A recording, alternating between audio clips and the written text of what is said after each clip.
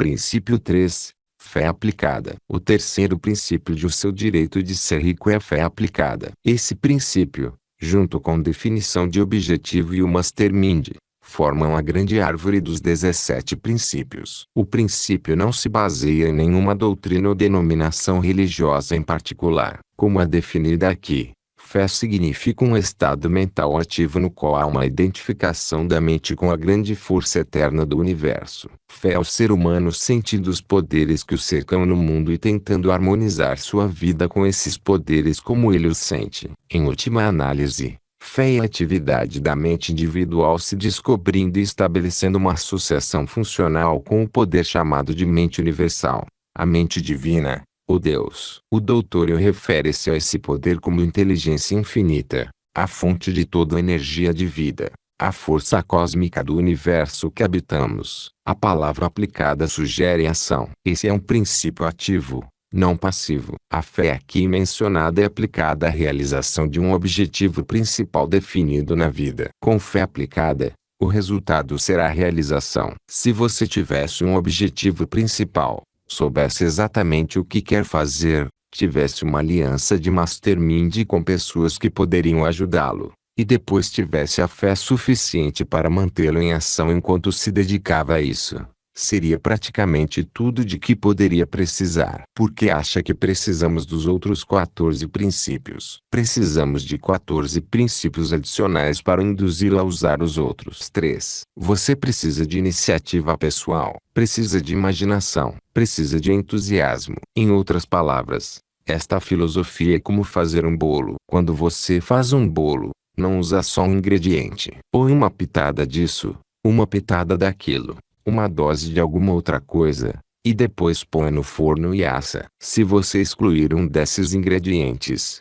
não vai ter o mesmo tipo de bolo. É a mesma coisa com esta filosofia. Não é possível excluir nenhum desses 17 princípios. Seria como tirar um elo de uma corrente. Você não teria mais uma corrente, teria duas partes de uma corrente, mas não uma corrente inteira. Os outros 14 princípios sustentam esses 3. Fé é um estado mental que já foi chamado de mola mestra da alma, ao qual as metas, os desejos, planos e objetivos do indivíduo devem ser traduzidos em seu equivalente físico ou financeiro. Há fundamentos da fé, mas quando me refiro à fé aplicada, estou falando de alguma coisa muito diferente de uma mera crença. A palavra aplicada significa o quê? Ação. É parte ativa da fé. Sem ação, fé é só um devaneio. Muitas pessoas acreditam em coisas, mas não fazem nada em relação a elas, dedicando-se só a sonhar acordadas. Fé aplicada é fé ativa. Fé e os 3 primeiros princípios do sucesso. 1.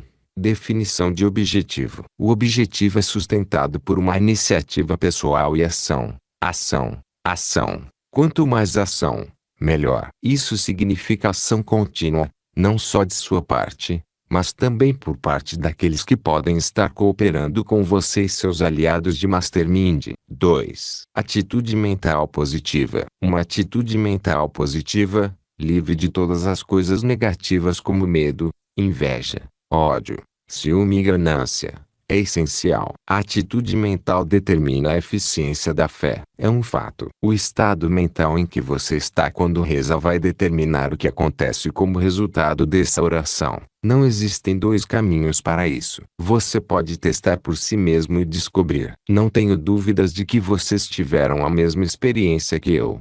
Fizeram orações que não produziram nada além de um resultado negativo. Acham que existe alguém que não teve essa experiência uma vez ou outra? Quando você reza, a menos que tenha uma fé tão absoluta de que vai conseguir aquilo que quer, seja o que for, e que consiga se ver antecipadamente de posse desse desejo realizado antes mesmo de começar a pedir por ele, as chances são de que o resultado de sua prece seja negativo. 3. Aliança de Mastermind. Uma aliança de Mastermind reúne uma ou mais pessoas que irradiam coragem baseada em fé e são mentalmente e espiritualmente adequadas às necessidades do indivíduo para a realização de um objetivo dado. Elementos de fé aplicada. 1.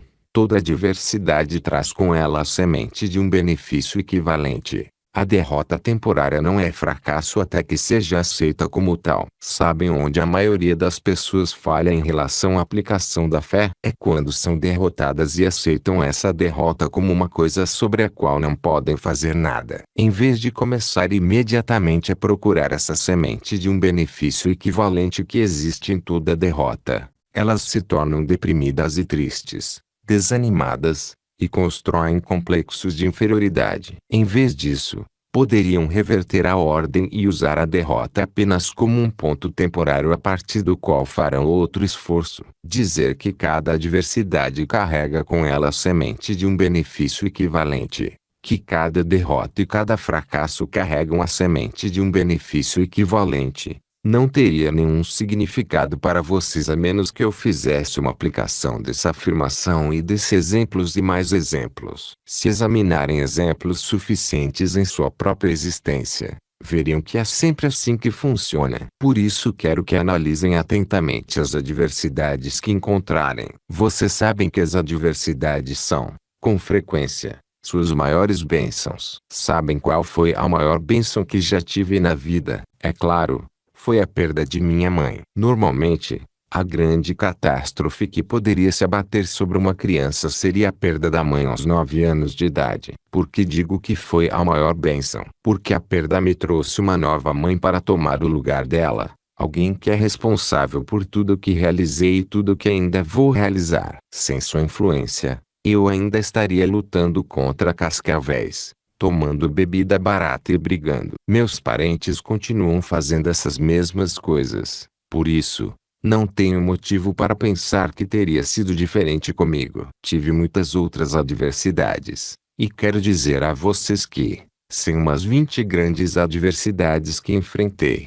eu nunca teria sido capaz de buscar a solidez desta filosofia, a de que existe uma semente de benefício equivalente em cada adversidade. Vocês conseguem imaginar alguma adversidade pior para um homem do que ser informado de que seu filho nasceu sem orelhas e seria surdo e mudo para sempre? Conseguem imaginar alguma coisa pior que isso? Serei sempre grato porque, graças ao meu contato com inteligência infinita, meu filho foi provido com uma espécie de sistema auditivo que deu a ele 65% de sua audição normal e, depois de um tempo, 100% com um aparelho auditivo moderno. Ele aprendeu a viver uma vida normal, e eu tive a maior demonstração de toda a minha vida do poder da fé. Não teria conseguido nada disso de outro jeito. Não poderia ter sido indiretamente. Tinha que ter sido em primeira mão. Nunca aceitei o sofrimento daquela criança, nem antes de vê-lo, nem mesmo depois de vê-lo. Nunca o aceitei. Os parentes dele aceitaram. Queriam colocá-lo na escola para portadores de necessidades especiais,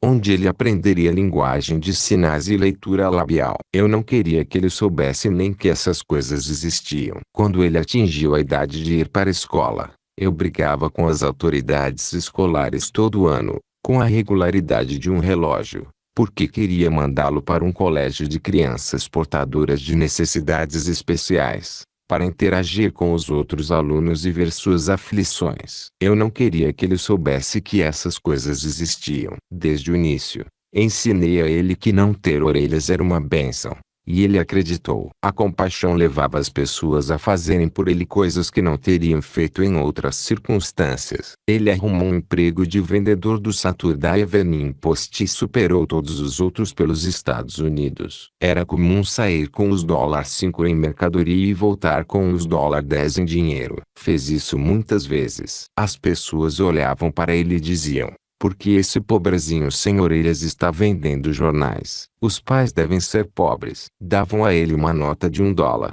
e quando ele tentava devolver o troco, diziam: ah, filho, pode ficar para você. Assim, era comum ele vender por $1 cada exemplar do Saturday Evening Post. Hoje, sem tomar conhecimento de nenhuma aflição, ele levou uma vida perfeitamente normal, porque ensinei a ele que a aflição, qualquer tipo de aflição, pode ser transformada em benefício. 2. Fé aplicada requer o hábito de afirmar o objetivo principal definido na forma de oração uma vez por dia, pelo menos. A mente subconsciente só sabe o que você diz a ela. ou o que permite que outras pessoas digam a ela, ou o que permite que as circunstâncias da vida digam a ela. Não reconhece a diferença entre mentira e verdade. Não sabe a diferença entre US$ 1 e os $1 milhão. Ela aceita as coisas que você manda. E se você mandar pensamentos predominantes de pobreza,